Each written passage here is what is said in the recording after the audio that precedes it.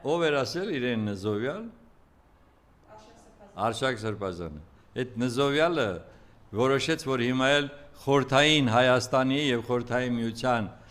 այո, համարել ճարիք, որպեսզի էլի նորից ինչ որ ձևով ուշադրությունը շեղի։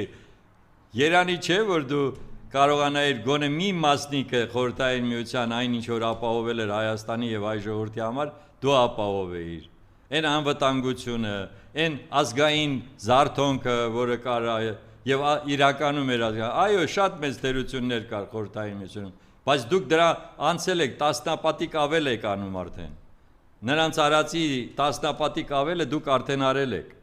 Իսկ այն ժամանակ գոնե հայ ժողովուրդը կարողացել է իրականում այդ տարիների, տասնյակ տարիների ընթացքում ոչ միայն խաղաղ ապրել, այլ նաեւ